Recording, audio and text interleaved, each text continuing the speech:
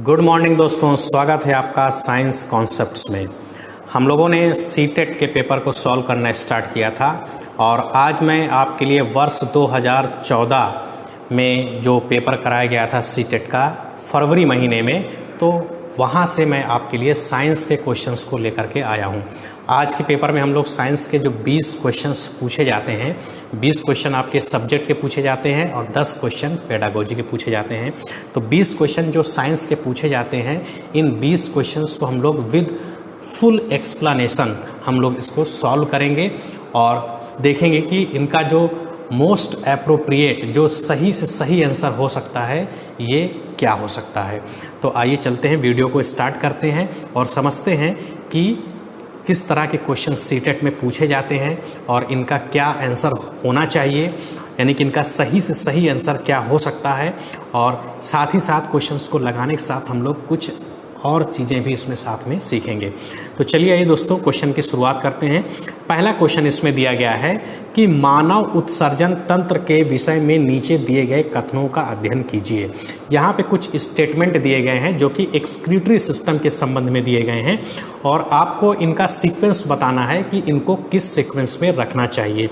देखिए दोस्तों, यहाँ पे जब यूरिन का फॉर्मेशन होता है, यानी कि जब मूत्र का निर्माण होता है, तो मूत्र के निर्माण में क्या किया जाता है, ब्लड को छाना जाता है, यानी कि ब्लड का फिल्ट्रेशन किया जाता है।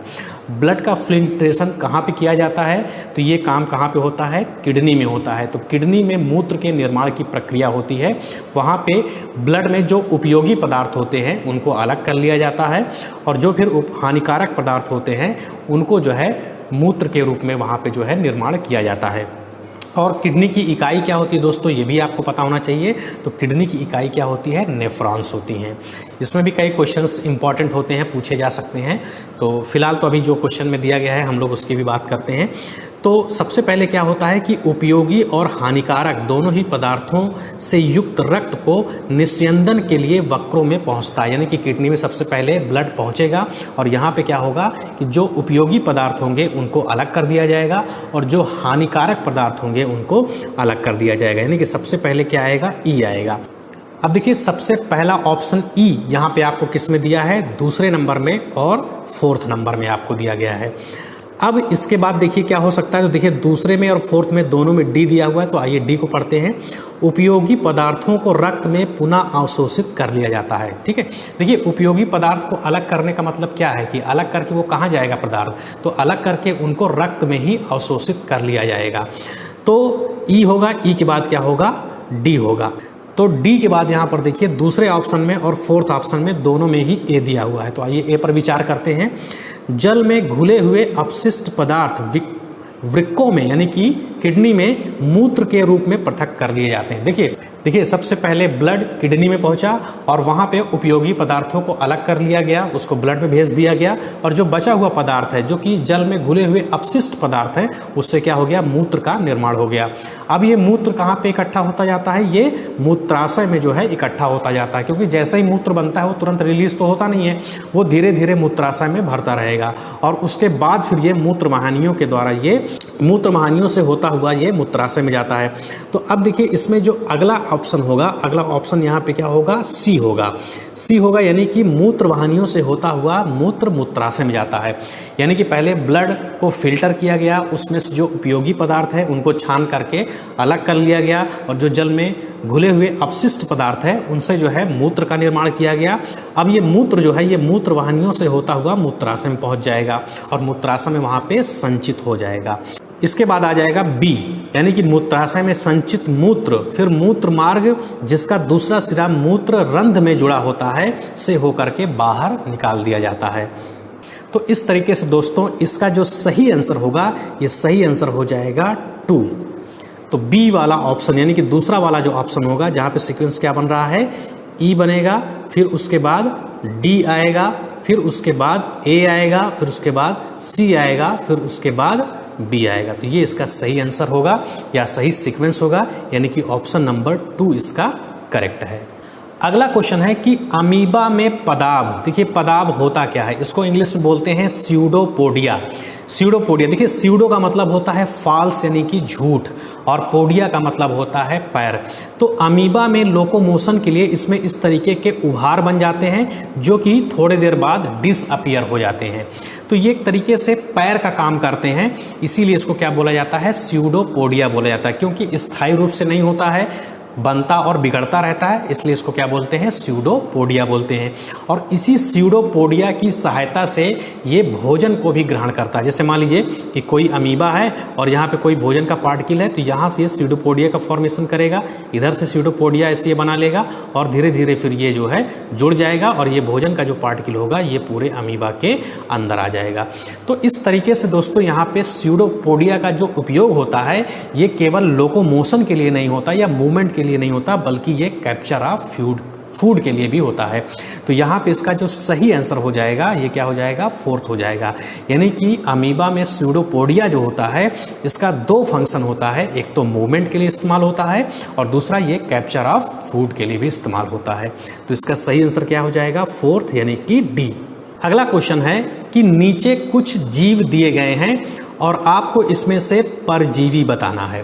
देखिए परजीवी यानी कि पैरासाइट। देखिए दोस्तों पैरासाइट का मतलब क्या होता है, पैरासाइट का मतलब ये होता है कि यदि कोई जीव अपना भोजन, अपना आश्रय किसी दूसरे जीव से प्राप्त करते हैं तो उसे हम लोग क्या कहते हैं, परजीवी कहते हैं। यानी कि कोई जीव यदि अपना भोजन किसी दूसरे जीव से प्राप्त कर रहा है, किसी दूसरे जीव पर आश्रित है, तो उसे हम लोग क्या कहते हैं, परजीवी। तो यहाँ पे जिस पर आश्रित है वो क्या है, जीवित है। जिस पर, तो यहाँ पे देखिए जिस पर आश्रित है वो क्या है, एक जीव है, वो जीवित है। अब यहाँ पे देखिए जैसे जोक हो गया, खटमल हो गया, अमरबेल हो गया, ये सभी क्या है, ये जैसे अमरबेल हो गया ये दूसरे प्लांट पे आश्रित है, जोक है ये किस दूसरे एनिमल पे आश्रित होते हैं, खटमल भी इसी तरीके से, जू है ये भी दूसरे एनिमल पे आश्रित होते हैं। तो ये सभी क्या है, ये सभी पैरासाइट हैं, परजीवी है। लेकिन देखिए इसमें से मशरूम जो लिखा हुआ है, छत्रक जिसे कि आप मशरूम कहते हैं, तो ये जो मशरूम होता है, तो ये जो मशरूम होता है ये एक प्रकार से सैप्रोफाइट होता है, यानी कि मृतोपजीवी होता है। यानी कि ये सड़े गले पदार्थों से, मृत पदार्थों से अपना भोजन प्राप्त करता है। तो चूंकि ये सड़े गले पदार्थों से अपना भोजन प्राप्त कर रहा है, इसलिए दोस्तों हम इसको परजीवी नहीं बोलेंगे, इसको हम लोग क्या बोलते हैं, मृतोपजीवी बोलते हैं, इसको हम लोग जो है सैप्रोफाइट बोलते हैं। तो यहाँ पे देखिए जो ऑप्शंस आपको दिए गए हैं उनमें से पैरासाइट कौन कौन सा है। तो देखिए बी यहाँ पे पैरासाइट है, सी यहाँ पे पैरासाइट है, डी यहाँ पे पैरासाइट है और एफ यहाँ पे पैरासाइट है। तो बी, सी, डी और एफ यानी कि ऑप्शन नंबर 3। तो इसका सही आंसर हो जाएगा 3।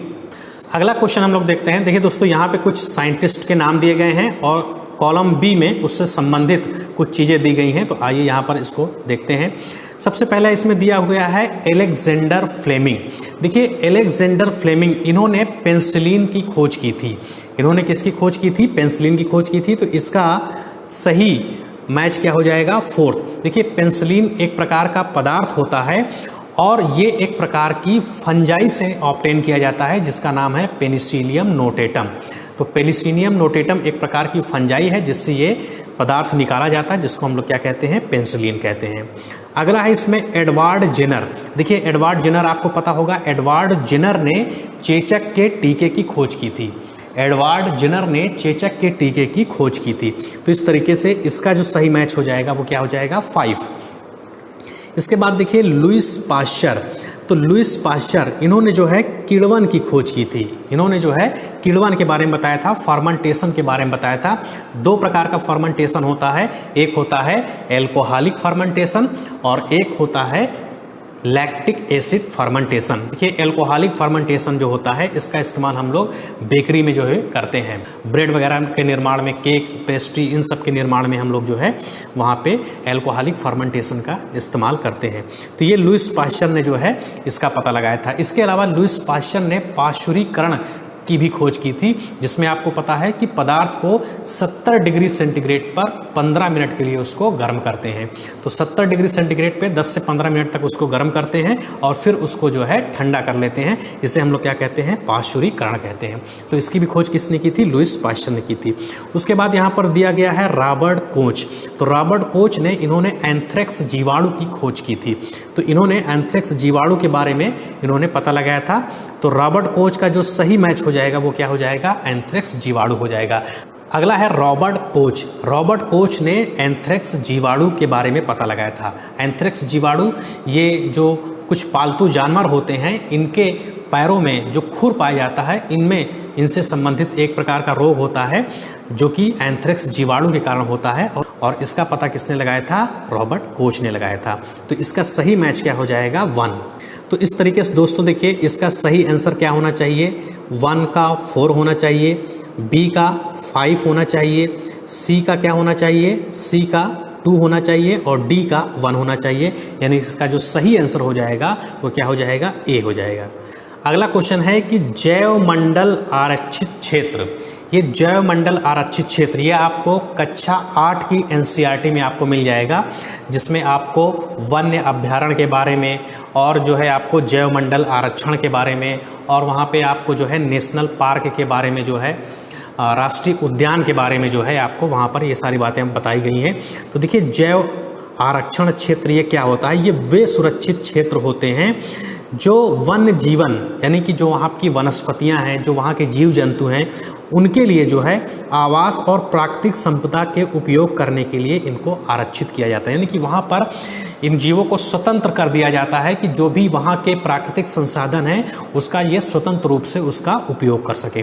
तो ऐसे क्षेत्रों को हम लोग क्या कहते हैं, जैव मंडल आरक्षित क्षेत्र कहते हैं। तो इसका सही आंसर हो जाएगा 4। अगला क्वेश्चन यहाँ पे दिया गया है कि दिए गए आरेख में आपको ग्लैंड पहचानना है, इसमें कौन कौन सी ग्लैंड होती है। देखिए दोस्तों, यहाँ पर किडनी के ऊपर जो ग्लैंड पाई जाती है इसे हम लोग क्या बोलते हैं, एड्रीनल ग्लैंड बोलते हैं।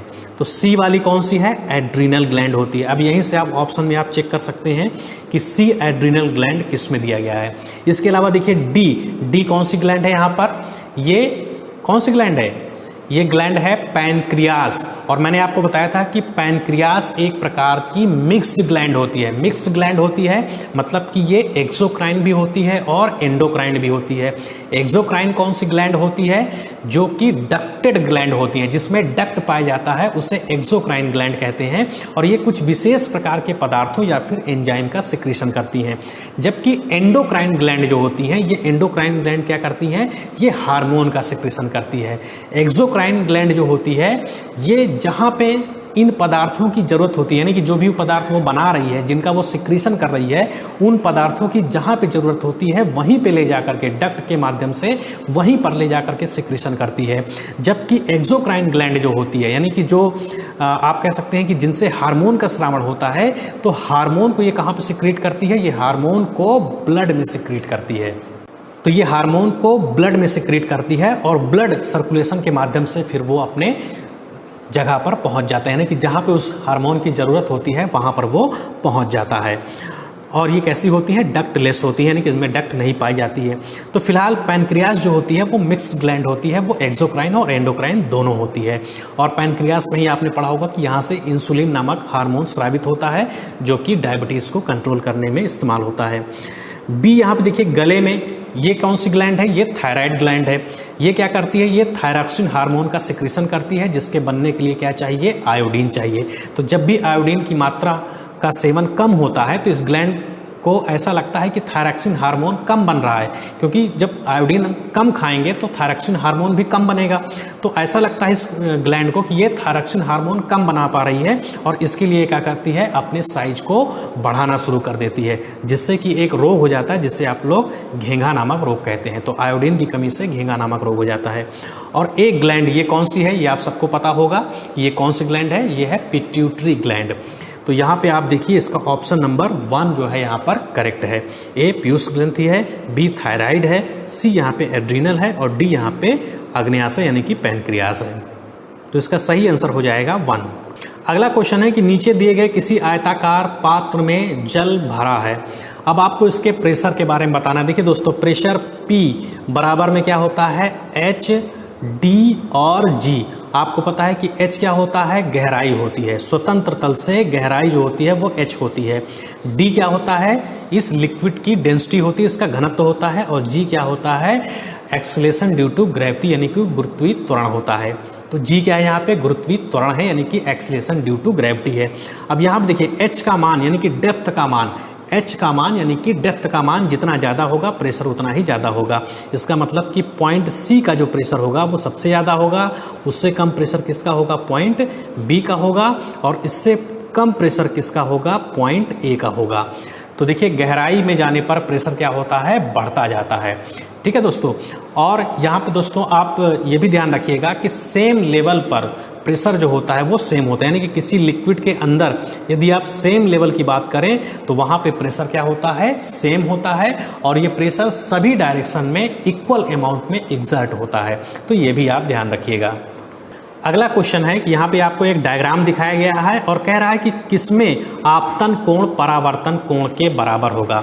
देखिए दोस्तों, जब भी कोई लाइट की किरण, प्रकाश की किरण जब भी ये रिफ्लेक्ट होती है तो हमेशा आपतन कोण और परावर्तन कोण बराबर होता है।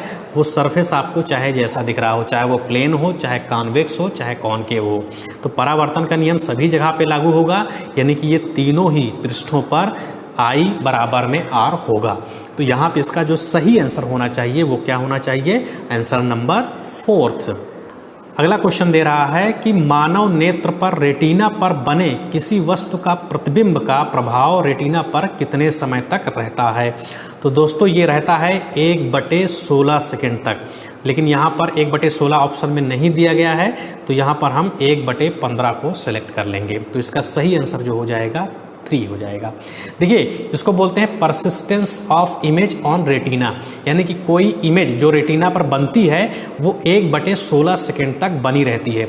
अगर 1/16 सेकेंड से पहले यानी कि 1/16 सेकेंड से कम सेकेंड में यदि कोई दूसरी इमेज यानी कि 1/16 सेकेंड से कम समय में यदि कोई दूसरी इमेज हम आँख के सामने बना दें तो आँख उन दोनों इमेज को अलग अलग नहीं देख पाएगी। तो जो आप वीडियो देखते हो, जो आप मूवी देखते हो, उसमें यही किया जाता है। उसमें एक के बाद एक लगातार इमेज जो है आपकी आंखों के सामने प्रदर्शित की जाती हैं, और इनमें से किन्हीं 2 इमेज के बीच का जो इंटरवल रखा जाता है वो 1/16 सेकेंड से कम रखा जाता है। तो इसका सही आंसर हो जाएगा 3। अगला क्वेश्चन है कि नीचे दिए गए कथनों का अध्ययन कीजिए। पहला कथन क्या है कि शुष्क परिस्थितियों में बीजों का अंकुरण नहीं होता। ये बिल्कुल सही है कि अगर बीजों का अंकुरण कराना है तो उसके लिए हमको क्या चाहिए, ह्यूमिडिटी चाहिए, उसके लिए वहाँ पे नमी चाहिए, तभी उसके एंजाइम जो होते हैं वो सक्रिय होते हैं और उसमें वृद्धि होती है, यानी कि उसमें अंकुरण होता है। दूसरा है पोषकों का पादपों के विभिन्न भागों में स्थानांतरण घुली हुई अवस्था में होता है। ये भी दोस्तों सही स्टेटमेंट है कि वाटर जो एब्जॉर्ब होता है, जो कि जाइलम के थ्रू आपको पूरे प्लांट में पहुंचाया जाता है, यानी कि वाटर जो एब्जॉर्ब होता है उसमें जो मिनरल घुले हुए रहते हैं और भी जो पोषक पदार्थ रहते हैं, इसको पूरे प्लांट में जाइलम के द्वारा पहुंचाया जाता है, और ये सभी पोषक पदार्थ जल में घुलनशील होते हैं, घुली हुई अवस्था में होते हैं, और जाइलम के द्वारा ये अलग अलग भागों में पहुँचाया जाता है। सी देखिए यहाँ पे कह रहा है कि विभिन्न समय अंतरालों पर फसलों को जल की आपूर्ति से मृदा के गठन में सुधार होता है। यहाँ पर देखिए ये कह रहे हैं कि मृदा के गठन में जो सुधार होता है वो अलग अलग समय अंतरालों पर फसलों को जल की आपूर्ति से। देखिए अलग अलग समय पे जो फसलें होती है उसमें जल देने से उसके गठन में सुधार में यहाँ पे कोई संभावना नहीं बनती है, तो ये ऑप्शन तो गलत है।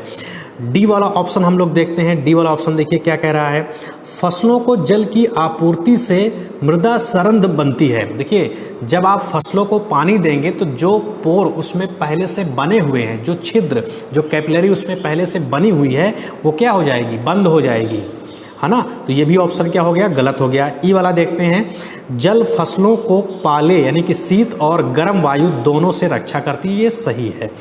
ठीक है, तो यहाँ पे देखिए सही आंसर क्या हो जाएगा, ए, बी और ई, और ए, बी और ई किस में है, 4th ऑप्शन में है, तो इसका सही आंसर हो जाएगा 4th।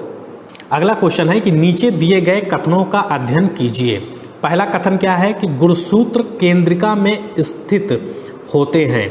तो देखिए गुणसूत्र कहाँ पे पाए जाते हैं, केंद्रिका में पाए जाते हैं कि केंद्रक में पाए जाते हैं। देखिए केंद्रक होता है, केंद्रक के अंदर केंद्रिका पाई जाती है और यहाँ पे पाए जाते हैं क्रोमैटिन थ्रेड्स, जो कि बाद में क्रोमोसोम्स में कन्वर्ट हो जाते हैं सेल डिवीजन के टाइम पे। तो देखिए यहाँ पे गुणसूत्र जो है वो केंद्रक के अंदर पाए जाते हैं, ना कि केंद्रिका के अंदर। तो पहला वाला स्टेटमेंट गलत हो जाएगा।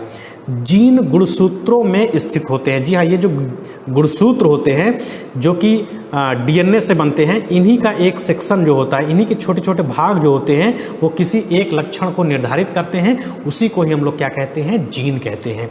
यानी कि जीन जो होता है ये डीएनए का ही एक पार्ट होता है जो कि एक विशेष प्रकार की प्रोटीन या एंजाइम को बनाता है और इसकी सहायता से वो किसी लक्षण को नियंत्रित करता है।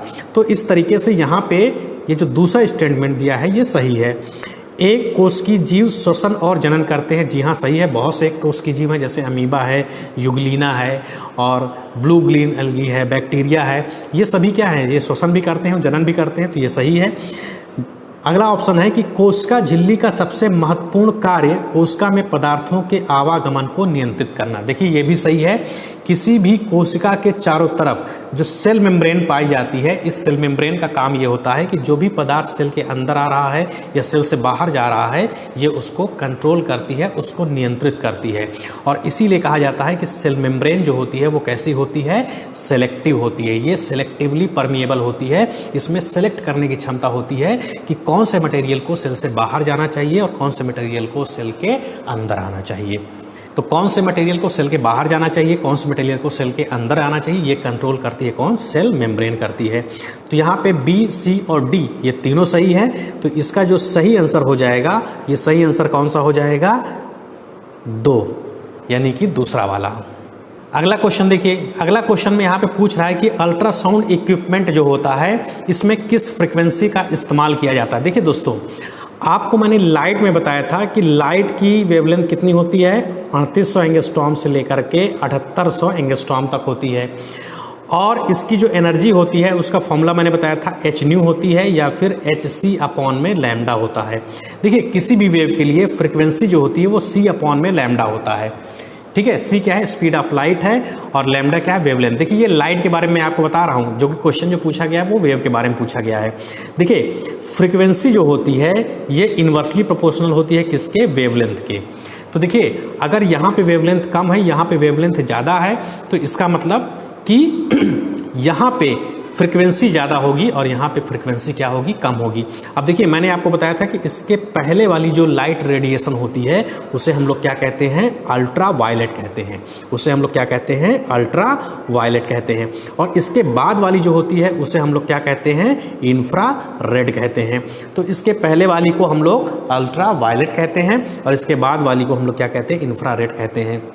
तो कहने का मतलब देखिए कि वेवलेंथ जहाँ पे ज़्यादा हो रही है, यानी कि फ्रीक्वेंसी कम हो रही है, उसको इंफ्रारेड कहते हैं, और फ्रीक्वेंसी जहाँ पे ज़्यादा है वो अल्ट्रावायलेट है। अगर हम बात करें कि जिन ध्वनियों को हम सुन सकते हैं तो वो रेंज कितनी होती है, 20 हर्ट्ज से लेकर के 20,000 हर्ट्ज तक होती है। तो इससे कम वाली को क्या कहेंगे, अल्ट्रावायलेट नहीं। ये देखिए फ्रीक्वेंसी दी है, वेवलेंथ नहीं दी है। इससे कम वाला जो होगा उसको हम लोग क्या बोलेंगे, इंफ्रा, और इसके बाद वाले को क्या बोलेंगे, अल्ट्रा बोलेंगे। यानी कि अल्ट्रासाउंड में जो अल्ट्रा वेव्स यूज हो रही हैं उनकी फ्रीक्वेंसी क्या होगी, 20,000 हर्ट्ज से ज़्यादा होगी। तो इसका सही आंसर हो जाएगा 20,000 हर्ट्ज से अधिक, यानी कि ऑप्शन नंबर 4। अगला क्वेश्चन है कि लोहे के एक ठोस आयताकार गुटके को किसी मेज के ऊपर अलग अलग फलक के द्वारा रखा जाता है। मान लीजिए कोई एक मेज है और लोहे का जो गुटका है वो कुछ इस तरीके से है। तो एक बार मान लीजिए आप इसको ऐसे रख रहे हैं और दूसरी बार मान लीजिए इसको आप ऐसे रख रहे हैं। तो देखिए जब इस तरीके से रखेंगे तो सरफेस एरिया ज़्यादा टच में आ रहा है, और यहाँ पे जब आप रखेंगे तो सरफेस एरिया कम टच में आ रहा है। इसका जो वेट है, वेट उतना ही रहेगा, क्योंकि वही ब्लॉक हम लोग इस्तेमाल कर रहे हैं, तो वेट उतना ही रहेगा। लेकिन अगर हम लोग प्रेशर की बात करें तो प्रेशर क्या होता है, फोर्स अपॉन में एरिया। तो अब देखिए यहाँ पे एरिया क्या है, अलग अलग है। प्रेशर का फॉर्मूला क्या होता है, फोर्स अपॉन में एरिया। प्रेशर का फॉर्मूला क्या होता है, फोर्स अपॉन में एरिया। तो जहाँ पे एरिया कम होगा वहाँ पे प्रेशर ज़्यादा, यानी कि यहाँ पे प्रेशर ज़्यादा पड़ेगा और यहाँ पे प्रेशर क्या हो जाएगा, कम पड़ेगा। तो यहाँ पे प्रेशर कम होगा, यानी कि दोनों में वेट चूंकि उतना ही है तो फोर्स तो सेम लगेगा लेकिन प्रेशर क्या होगा, अलग अलग लगेगा। तो इसका सही आंसर जो होगा वो होगा 2, यानी कि समान बल परंतु भिन्न भिन्न दाब।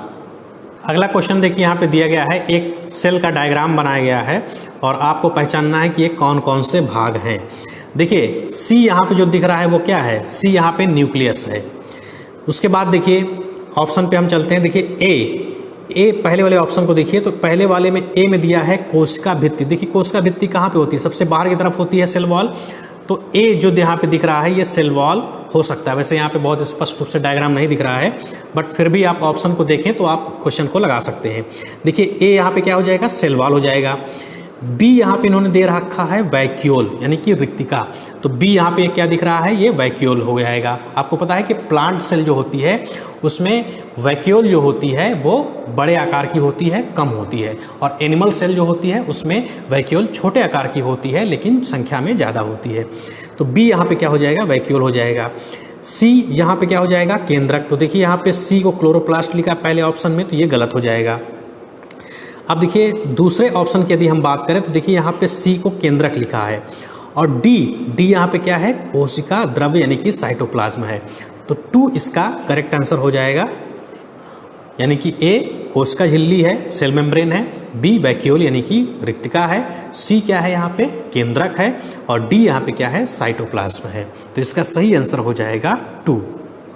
अगले क्वेश्चन में आपको किसी गतिमान कार के ओडोमीटर का पाठ्यांक दिया गया है 8 बजे और 10 बजे। तो देखिए 8 बजे की रीडिंग आपको दी गई है और 10 बजे की रीडिंग दी गई है, यानी कि यहाँ से आप क्या निकाल सकते हैं कि 8 बजे से 10 बजे तक यानी कि 2 घंटे में इसके द्वारा चली गई दूरी। और आपसे पूछ क्या रहा है, औसत चाल पूछ रहा है। तो औसत चाल बराबर में क्या हो जाएगा, कुल दूरी और बटे में कुल समय। तो कुल दूरी यहाँ पे आप कैसे निकालेंगे, बड़ी वाली वैल्यू में से छोटी वाली वैल्यू को आप क्या करेंगे, घटा देंगे और उसके बाद उसको टाइम से डिवाइड कर देंगे। तो यहाँ पर देखिए दोस्तों, आप इस वैल्यू में से इसको आप घटा दीजिए और 2 से डिवाइड कर दीजिए, और डिवाइड करने पर ये आंसर आपको मिल जाएगा 17.5। तो 17.5 ये इसका करेक्ट आंसर हो जाएगा, यानी कि ऑप्शन नंबर 3। अगले क्वेश्चन में पूछा गया है कि किसी छात्र के पास हल्दी का गाढ़ा पेस्ट है और वो इस पेस्ट को हाइड्रोक्लोरिक अम्ल और सोडियम हाइड्रोक्साइड के जलीय विलयन के साथ रिएक्शन करा रहा है। तो देखिए हल्दी है यानी कि टर्मरिक है, और टर्मरिक को आप जो है रिएक्शन करा रहे हैं एसिड के साथ और बेस के साथ। तो देखिए टर्मरिक जो होता है ये क्षार के साथ जब अभिक्रिया करता है, आपको मैंने बताया था कि टर्मरिक यानी कि हल्दी जो होती है ये जब साबुन के साथ अभिक्रिया करती है तो ये लाल रंग का कलर देती है। तो साबुन क्या होता है, क्षार होता है उसमें, तो बेस के साथ ये रिएक्शन करके ये लाल कलर में चेंज हो जाएगी। तो यहाँ पे देखिए जो ऑप्शन आपको दिया गया है, पहला ऑप्शन क्या है कि दोनों प्रकरणों में पीला हो जाएगा, तो नहीं होगा। हाइड्रोक्लोरिक अम्ल में पीला और सोडियम हाइड्रोक्साइड में लाल, तो ये सही आंसर इसका है। देखिए हाइड्रोक्लोरिक अम्ल के साथ कोई अभिक्रिया नहीं होगी तो वहाँ पर ये पीले रंग का ही रहेगी, और सोडियम हाइड्रोक्साइड के साथ ये जो है लाल रंग को जो है प्रदर्शित करेगी। तो इसका सही आंसर हो जाएगा 2। अगला क्वेश्चन है क्षुद्र आंत यानी कि जो स्मॉल इंटेस्टाइन होती है जिसमें कि मैक्रोविलाई पाई जाती है, जिसका काम क्या होता है, जो डाइजेस्टेड फूड होता है उसको एब्जॉर्ब करना। क्यों पाई जाती है, तो उसका कारण ये होता है कि जो इसकी इनर वॉल होती है, जब यहाँ पे मैक्रोविलाई का फॉर्मेशन हो जाता है स्मॉल इंटेस्टाइन में, तो ये सरफेस एरिया को काफ़ी इंक्रीज कर देता है, सरफेस एरिया को काफ़ी बढ़ा देता है, जिससे ज़्यादा से ज़्यादा मात्रा में जो भी डाइजेस्टेड फूड है वो यहाँ पे एब्जॉर्ब हो सके। तो अब इसके संबंध में कुछ स्टेटमेंट यहाँ पे दिए गए हैं। जैसे पहला स्टेटमेंट यहाँ पे दिया गया है कि ये उंगली के समान उभरी हुई संरचनाएँ होती हैं, तो ये सही है स्टेटमेंट, और ये काफ़ी ज़्यादा संख्या में होती हैं। इसकी भित्ति बहुत पतली होती है, ये भी सही है। इनकी सतह के निकट सूक्ष्म रुधिर वाहिकाओं का जाल होता है। तो देखिए इसमें जो है ब्लड कैपिलरीज पाई जाती हैं ताकि जो भी फूड यहाँ पे एब्जॉर्ब हो वो किस में चला जाए, ब्लड में चला जाए, तो ये भी सही है। इसमें महीन छिद्र होते हैं, ये दोस्तों गलत है। तो इसका सही जो ऑप्शन हो जाएगा वो ए, बी और सी तीनों सही है। तो इसका जो सही ऑप्शन हो जाएगा वो ऑप्शन नंबर 3 हो जाएगा, यानी कि ए, बी, सी। अगला क्वेश्चन है दोस्तों कि नीचे कुछ खाद्य पदार्थ दिए गए हैं, जैसे उबला हुआ और पिसा हुआ आलू। अब देखिए आलू में क्या पाया जाता है, आलू में स्टार्च पाया जाता है। आपको पता है कि आलू जो होता है वो प्लांट का स्टोर्ड फूड होता है। प्लांट जो होता है वो अपने भोजन को स्टोर करके रखता है, और आपको पता है कि प्लांट जो होता है वो ग्लूकोज को किस फॉर्म में स्टोर करता है, स्टार्च के फॉर्म में स्टोर करता है। तो आलू जो है वो क्या है, एक प्रकार से स्टार्च है। फिर उबले हुए और चबाए हुए चावल। अब देखिए जो चबाए हुए चावल से क्या मतलब है, जब भी हम लोग चावल को या रोटी को मुंह में चबाते हैं तो लार में एक एंजाइम होता है टाइलिन, और ये टाइलिन एंजाइम जो होता है ये स्टार्च को माल्टोज में कन्वर्ट कर देता है। और इसी कारण से जब थोड़ी देर तक आप रोटी को चबाते हो तो वो हल्का हल्का आपको मीठा लगने लगता है, क्योंकि वो स्टार्च को माल्टोज में कन्वर्ट कर देता है, जो कि एक प्रकार की शुगर है, और इसके कारण वो मीठा लगने लगता है। तो देखिए यहाँ पे स्टार्च है, यहाँ पे स्टार्च नहीं होगा। रोटी या ब्रेड का टुकड़ा, देखिए इसमें भी स्टार्च होगा, क्योंकि आपको पता है कि ये गेहूं से ही बनता है, तो यहाँ पर भी जो है स्टार्च होगा। चीनी शर्करा का घोल है, इसमें स्टार्च नहीं होगा। नारियल का तेल है, देखिए इसमें भी स्टार्च नहीं होता है। अब इसमें पूछ रहा है आपसे कि आयोडीन का घोल परीक्षण करने पर उपयुक्त में से किसमें नीला काला रंग प्रदान करेगा। तो देखिए जहाँ जहाँ पे स्टार्च होगा वहाँ पे आपको आयोडीन का टेस्ट मिलेगा। आपको मैंने बताया था, कक्षा 6 वाली एनसीईआरटी में पढ़ाया था मैंने, कि जब स्टार्च में आयोडीन सोल्यूशन को ऐड करते हैं तो वहाँ पे डार्क ब्लू कलर आपको देखने को मिलता है, तो गहरे नीले रंग वहाँ पे आपको देखने को मिलते हैं। ये क्या होता है, ये स्टार्च का टेस्ट होता है। तो यहाँ पे स्टार्च का टेस्ट जो होगा वो आपको कहाँ पे देखने मिलेगा, ए में और सी में। तो इसका सही आंसर हो जाएगा 1, यानी कि ए और सी। तो आज के लिए दोस्तों वीडियो में इतना ही। वीडियो आपको कैसा लग रहा है कमेंट करके ज़रूर बताइए, और वीडियो यदि आपको अच्छा लग रहा हो, आप इस वीडियो से कुछ सीख पा रहे हो, तो इसको अपने दोस्तों के साथ शेयर करिए, वीडियो को लाइक करिए, और यदि चैनल को अभी तक सब्सक्राइब नहीं किया है तो चैनल को सब्सक्राइब कर लें। देखिए दोस्तों, अभी हम लोग पेडागोजी के क्वेश्चंस को नहीं लगा रहे हैं, क्योंकि 20 क्वेश्चन ये कराने में ही काफ़ी समय हो जाता है, तो वीडियो ज़्यादा लंबा ना हो, इसके वजह से पेडागोजी के क्वेश्चन मैं इसमें अभी ऐड नहीं कर रहा हूँ। जब मैं साइंस के क्वेश्चन आपको करा दूंगा तो अलग से पेडागोजी के क्वेश्चन कराने की कोशिश करूँगा। तो अभी के लिए फ़िलहाल इतना ही। यहाँ पे 20 क्वेश्चन मैंने आज सॉल्व करा दिए हैं, आप इसको सॉल्व करिएगा, और इसको वीडियो को पॉज करके जो भी मैंने इन्फॉर्मेशन आपको बताई है, जो भी मैंने आपको यहाँ पे कॉन्सेप्ट बताया है, उन कॉन्सेप्ट को अपनी कॉपी में नोट कर लीजिएगा। तो मिलते हैं दोस्तों अगले वीडियो में। Thank you friends.